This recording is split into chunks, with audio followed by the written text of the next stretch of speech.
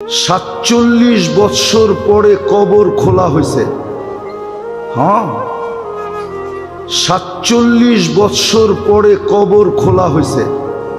কত বৎসর পরে? 47 বৎসর পরে সুলতান মাহমুদ গজনবী রহমতুল্লাহ আলাইহির কবর খুলা দেখছে, যেমন রাখছিল অমনি রাখা আছে। কাপড়ে মাটির একটু দাগও লাগে নাই। হাত দুইটা বুকের উপরে বাঁধা আছে। উঠায়া দেখছে নরম তুলতুলে, মনে হয় এই মাত্র ঘুমাইছে। ফ্রান্সিসি ইঞ্জিনিয়ার কপ চেহারার থেকে কাপড় খুলছে আর একটা চিৎকার দিয়া বেহুশ হয়ে গেছে। হুশে আইসা বলছে কলেমা পড়ায়া দাও। বলছে কি দেখা কলেমা পড়লা? বলে ওটা বলা যাবে না, কি দেখা কলেমা পড়লাম। পড়ায়া দাও, এটা বলতেছি পড়ায়া দাও। মনে হইতেছে এখন ঘুমাইল। 47 বৎসর পরে যিনি আমাদেরও রাজা ছিলেন, ভারতবর্ষ যিনি স্বাধীন করছেন, সুলতান মাহমুদ গজনবী, সেই রাশিয়ার মাথা থেকে নিয়ে ভারতবর্ষের শেষ মাথা পর্যন্ত, যার পায়ের নিচে ছিল, পায়ের নিচে এত বড় রাজা, কেমন ফুটা ফুটছে বলেন? ফুটলে দরবেশ এরকমই ফুটে। শাহজালাল রহমতুল্লাহ আলাইহি কেমন ফুটা ফুটছে যে মুসল্লায় বৈশাখ পার হইতেছে। সাহাবা তো ঘোড়া দিয়ে পার হইছে, উনি মুসল্লা দিয়ে পার হইতেছে। উনি কি সুরমা নদী পার হন নাই? কি দিয়া? জায়নমাজ দিয়া পার হন নাই? ভিজা গেছিল? ভিজেও নাই, ডুবেও নাই।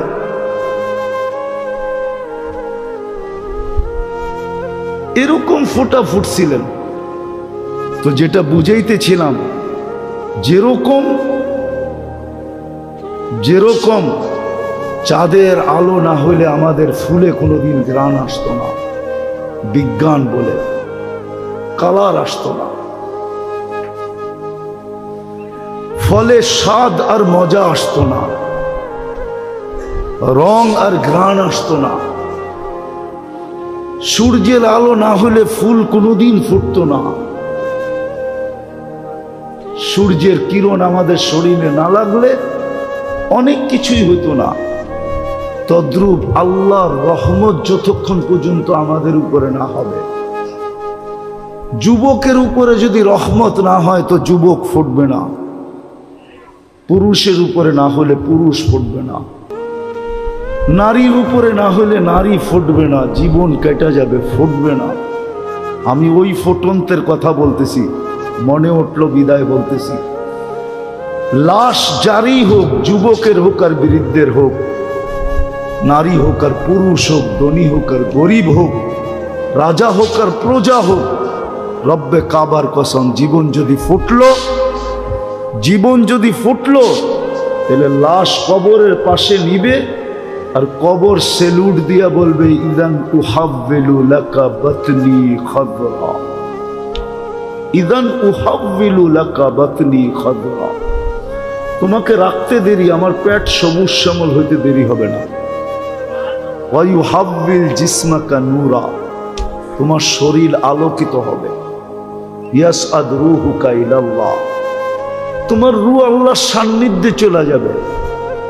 তারাল জান্নাতা গুদুওয়াম ওয়া আশিয়া, তুমি সকালে জান্নাত দেখবে, বিকালে জান্নাত দেখবে যদি ফোটে। কিন্তু এটার জন্য শর্ত হলো আল্লাহর রহমত আসতে হবে। যুবকের যৌবনের উপরে আল্লাহর রহমতের ছোঁয়া লাগতে হবে। নারীর নারীত্বের উপরে কয়দিন থাকবা ওইখানে, কয়দিন থাকবো এখানে? 60-70 বছর, এর বেশি তো এখানে থাকার সুযোগ নাই। 60-70 বছরই থাকবো, বেশি দিন তো থাকবো না।